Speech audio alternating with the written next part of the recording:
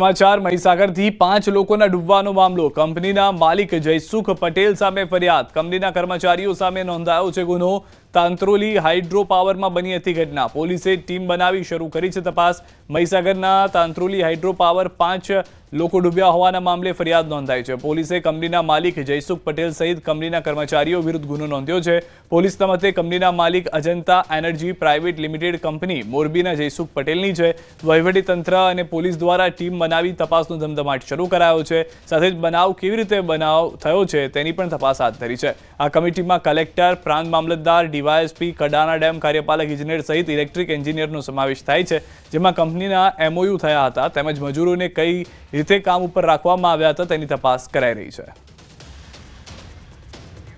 આ જે પ્લાન્ટ છે અજંતા એનર્જી પ્રાઇવેટ લિમિટેડ કંપનીનો છે અને જેના માલિક છે જયસુખ પટેલ અત્યારે તો આપણે કંપની વિરુદ્ધ અને એમના કોન્ટ્રાક્ટર એમના મેનેજર એ રીતે જનરલ ફરિયાદ લીધી છે તપાસ દરમિયાન જે પણ જવાબદાર અધિકારી કર્મચારીઓ માલિક કે પછી કોઈ પણ વ્યક્તિનો સંડોવણી હશે તો એમને અરેસ્ટ કરવામાં આવશે સાબરકાંઠાથી સમાચાર કોઝવે પરથી તણાઈ મહિલા પુરુષ અને મહિલા પુરુષને બાળક થઈ રહ્યા હતા પસાર તે દરમિયાન મહિલા તણાઈ હોવાનો વિડીયો વાયરલ થયો છે ફાયર વિભાગે મહિલાની શરૂ કરી છે શોધખોળ તો હાલમાં 3 લોકો જતા હતા તેવી જાણકારી મળી રહી છે જેમાં માતા પિતા અને એક બાળક જતું હતું જેમાંથી માતા જે છે મહિલા જે છે તે તણાઈ હોવાની જાણકારી મળી રહી છે લોકોએ પ્રયાસ કર્યા હતા મહિલાને બચાવવા માટેના પરંતુ તેમાં હજી સુધી સફળતા ન મળી હોવાની જાણકારી છે ફાયર વિભાગને પણ જાણ કરવામાં આવી છે ફાયર વિભાગની ટીમ દ્વારા આ મહિલા જે તણાઈને જઈ રહી છે તેને શોધવા માટેના પ્રયાસ શરૂ કરવામાં આવ્યા છે આપ દ્રશ્યોમાં પણ જોશો તો માતા પિતા અને બાળક જે છે જઈ રહ્યું હતું અચાનક જ પાણીના પ્રવાહમાં માતાનો હાથ છૂટી જાય છે અને તે તણાતી જોવા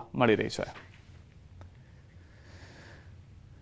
રાજકોટથી સમાચાર પાટીદાર સમાજની રેલીમાં મનોજ પનારાનું નિવેદન પાટીદાર સમાજની દીકરીઓને ટાર્ગેટ કરાય છે લવ મેરેજ માટે દીકરીઓને ટાર્ગેટ કરાય છે વરુણ પટેલ પણ તીખા તેવર બતાવતા જોવા મળ્યા સરકારે અમારી માંગ સ્વીકારવી જોઈએ તેવું પણ તેમના તરફથી નિવેદન આપ્યું છે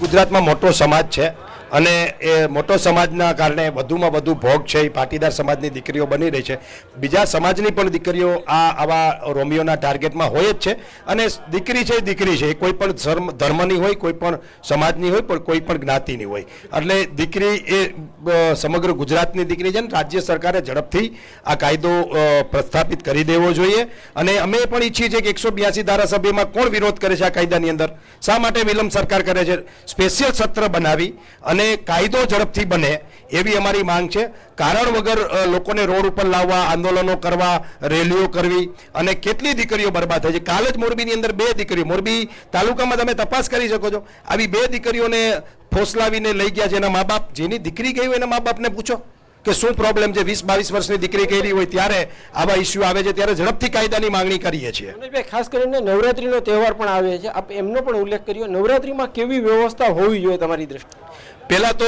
આ ડિસ્કો દાંડિયા છે સંપૂર્ણ ગુજરાતમાં બંધ થવા જોઈએ અમે માંગણી મોરબીથી મૂકી હતી કે આનું રજીસ્ટ્રેશન થવું જોઈએ આ કોણ ચલાવી રહ્યું છે ક્રિમિનલ લોકો આવા દાંડિયા ચલાવતા હોય છે અને એની અંદર અનેક દીકરીઓનો ભોગ લેવાતો હોય છે તો આવા ડિસ્કો દાંડિયા બંધ સંપૂર્ણ થવા જોઈએ અને ત્યાર પછી નવરાત્રી છે એ પ્રાચીન નવરાત્રી હોવી જોઈએ આપણે માતાજીના ઉપાસક છીએ હિન્દુ ધર્મ સનાતન ધર્મ એ દેવીઓને પૂજા કરતો સમાજ ધર્મ છે તો આની અંદર વલ્ગારિટી ન હોવી જોઈએ એની અંદર ખરેખર ધાર્મિકતા હોવી જોઈએ સંસ્કૃતિ હોવી જોઈએ ક્યાંક ને ક્યાંક પ્રાચીન નવરાત્રીઓએ સંસ્કૃતિને નુકસાન કર્યું છે એવું મારું માનવું છે ફરીથી અર્વાચીન નવરાત્રીઓનો વ્યાપ્ત વધવો જોઈએ અને શેરીમાં ગામડામાં આપણી જે મૂળ પ્રાચીન ગરબાઓને પ્રાચીન નવરાત્રી છે એનો વ્યાપ્ત વધારવો જોઈએ ખાસ કરીને હવે તમે પણ જે છે ફરી એક વખત એક્ટિવ થયા છો પાટીદાર આંદોલન પછી શું કહેશો શું કારણ હું 7 વર્ષથી ન્યૂટન હતો પણ દિનેશભાઈ 2 દિવસ પહેલા મળ્યા કે સમાજની વાત હોય ગુજરાતની જનતાની વાત હોય એમાંય દીકરીની વાત હોય ત્યારે તમારે આવવું જોઈએ હવે તમે કે હથિયાર મૂકી દીધા છે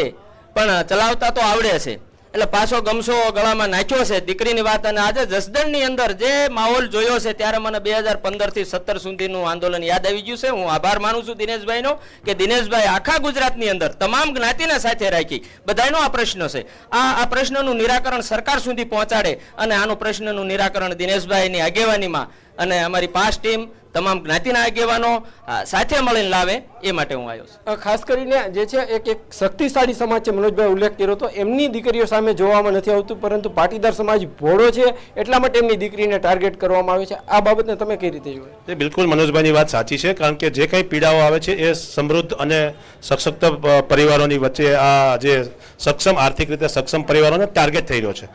મેં કીધું એમ પ્રેમ લગ્નની વિરુદ્ધમાં અમે ક્યારે પણ નથી. આજે અમે જે વાત છે પ્રેમ લગ્ન નામે થતી છેતરપિંડી અને ખાસ કરીને મિલકત અને દીકરીઓને ટાર્ગેટેડ જે એની સારી ક્રાઇમ થઈ રહ્યું છે અને રોજે આવા બનાવો આવે છે. એ બનાવોમાં લાચારી સમાજના આગેવાનો હોય, ચાહે માતા પિતા હોય કે કોઈ પણ એક પોલીસ હોય, એ પણ એની મર્યાદા આવી જાય છે કાયદાની ભાષામાં કે એ પ્રેમ લગ્નના નામે રજીસ્ટ્રેશન કરીને એ માતા પિતાને છેતરી રહે છે. હાર્દિક જોશી, ન્યૂઝ 18 ગુજરાતી, જસદણ. રાજકોટથી સમાચાર. ડમ્પરની અડફેટથી મોતનો મામલો. બાળકના પરિવારે કર્યો ચક્કાજામ. ઘટના સ્થળે પરિવારે કર્યો છે ચક્કાજામ. ન્યાયની માંગ સાથે પરિવારનું વિરોધ પ્રદર્શન. પોલીસ અને પરિવારજન વચ્ચે ઘર્ષણના દ્રશ્યો પણ દ્રશ્યોની અંદર જોવા મળશે આપને કે જે ઘર્ષણ થયા છે. ઘટના સ્થળથી પરિવારે ચક્કાજામ કર્યો, ત્યારબાદ ઘર્ષણ થઈ ગયું હતું. પરિવારને સમજાવવાનો પ્રયાસ કર્યો હતો, જે દરમિયાન મામલો વધુ ઉગ્ર બની ગયો હતો. મારા ભાઈએ ગાડી સાઈડમાં લઈ લીધી, પાછળવાળાને હાથ ઊંચો કરીને કીધું હોત કે ગાડી ધીમી પાડી, છતાં એ માણસે ધીમી ન પાડી અને આ માણસ સાઈડમાં ઊભો હતો ને એને હડફેટે લઈ લીધો ટ્રકવાળાએ. અને સ્થળમાંથી 8 વર્ષના બાળકનું મોત થયું છે અને મોટો એનો પપ્પા હતા, એને લાગ્યું છે, એ બચી ગયો, એને કાંઈ થયું નથી. આ ડમ્પર ચાલક ફરાર થઈ ગયો છે. કેલેન્ડર હાથમાં આવ્યો છે અને મેન જે એનો માલિક હતો ને એ હાથમાં આવ્યો છે. અમદાવાદથી સમાચાર. વરસાદ બાદ રસ્તાના હાલ બેહાલ છે. શાંતિપુરા સનાથલ બ્રિજ પર મસમોટા ખાડા છે. બ્રિજ પરથી ખાડાથી વાહન ચાલકો પરેશાન છે. રોડ પર ધૂળની ડમરીઓ ઉડતા મુશ્કેલી પણ જોવા મળી રહી છે. कम से कम 1 महीने जब से बारिश शुरू है कुछ समारकाम नहीं हो रहा है? कुछ नहीं कितनी दिक्कत आ रही है? दिक्कत कर बता रहा हूँ, दूसरे दिन पहुँच रहा हूँ. બ્રિજ જેટલા વખતથી બને લગભગ 2-2.5 વર્ષથી ચાલુ થયો ત્યારથી આની આ જ કન્ડિશનમાં છે. કોઈ જ સુધારો વધારો નહીં અને આ ખાડા જેમ ના તેમ. આ એક ચોમાસું જાય એટલે રિપેરિંગ થવાનું, પાછું 2 દિવસે એમનું એમ ઝાપટું પડે એટલે પાછો રસ્તો એમનો એમ. કોઈ જ ફરક સુધારો છે નહીં. મારી અહીંયા સનાથલ ચોકડી છે, રોજ અમારે આવક જવક હોય છે, પણ રોડ ઉપર રોજ જે આટલા ને આટલા જ ખાડા છે. જ્યારથી પુલ બનાવ્યો ત્યારથી એક મહિનો સારો રહ્યો છે. તકલીફ તો બહુ છે, હજી વરસે નહીં થયું બ્રિજને બને, અને હજી વરસમાં તો બ્રિજની હાલત જુઓ તમે, ધૂળ ને ખાડા ટેકડા, અને હજી તો ઉતરવામાં તકલીફ ને આવવામાં તકલીફ ને ટ્રાફિક એટલો નડે. વરસાદ બાદ રોડના હાલ બેહાલ થઈ ચૂક્યા છે અને પારાવાર મુશ્કેલીનો સામનો વાહન ચાલકોને કરવો પડી રહ્યો છે.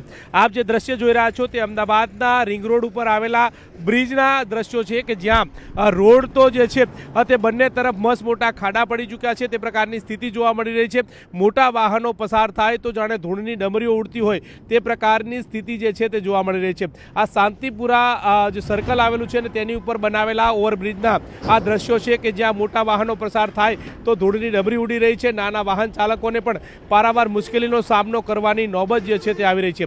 ફક્ત રોડની આવન તરફ નહીં પરંતુ બંને તરફ આ પ્રકારની સિચ્યુએશન જે છે તે જોવા મળી રહી છે. સ્થાનિક લોકો પણ પારાવાર મુશ્કેલીનો સામનો કરી રહ્યા છે. વાહન ચાલકોને પણ મુશ્કેલીનો સામનો કરવાની નોબત આવી રહી છે. આપ જોઈ રહ્યા છો કે કેટલી મોટી આ ધૂળની ડમરીઓ જે છે તે ઉડી રહી છે કે જાણે પાછળ વાહન ચાલક આવતા હોય તો તેને કંઈ પણ ન દેખાય તે પ્રકારની સિચ્યુએશન જે છે તે જોવા મળી રહી છે.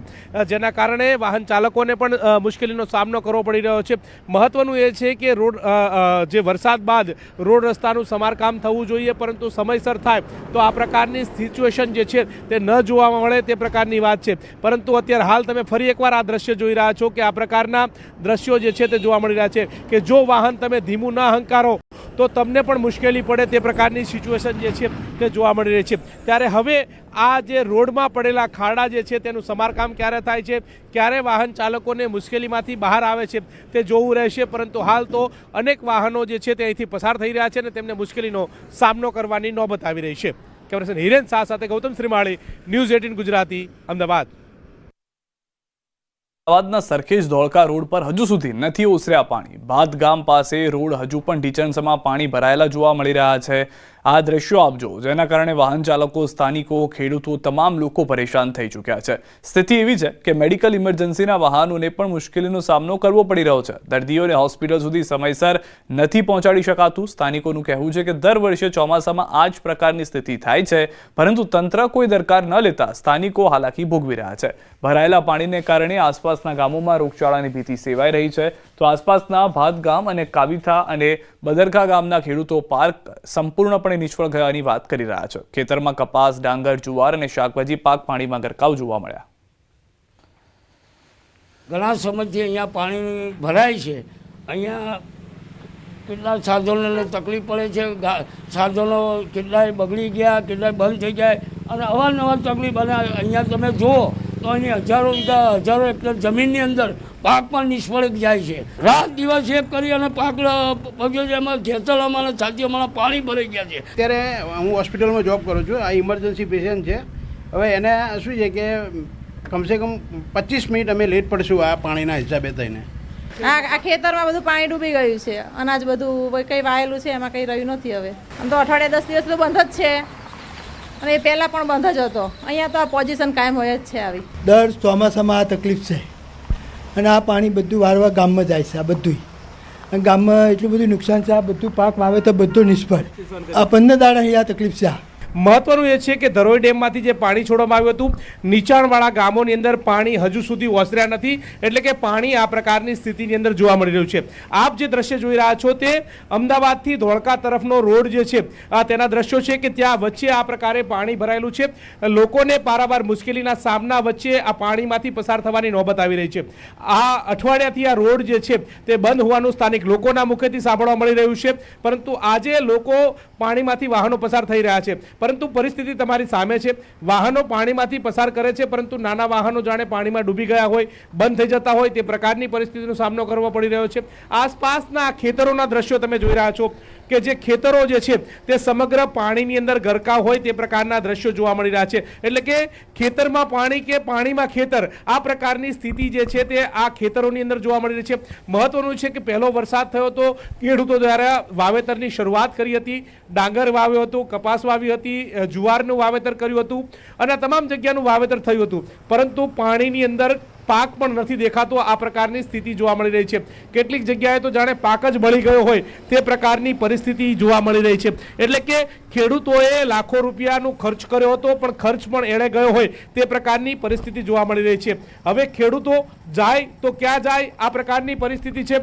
રજૂઆતો પણ અનેક કરવામાં આવી છે, પરંતુ રજૂઆતો બાદ પણ કોઈ પણ પ્રકારનું નિરાકરણ ન આવતું હોવાની બાબતો જે છે તે સામે આવી રહી છે, જેના કારણે લોકોને પારાવાર મુશ્કેલીનો સામનો કરવો પડી રહ્યો છે. આ દ્રશ્યો તમારી સાફ સામે જોવા મળી રહ્યા છે કે છેલ્લા એક અઠવાડિયાથી આ પ્રકારની પરિસ્થિતિની નોબત આવી રહી છે, જેના કારણે સ્થાનિક લોકો જે છે તે મુશ્કેલીનો સામનો કરી રહ્યા છે. મોટા વાહનો પોતાના જીવના જોખમે વાહનો પસાર કરતા હોય તે પ્રકારે લાગી રહ્યું છે. આગળ બેરિકેડ પણ લગાવી દેવાની નોબત આવી છે, કારણ કે ત્યાં મસ્ત મોટા ખાડા પડી ચૂક્યા છે.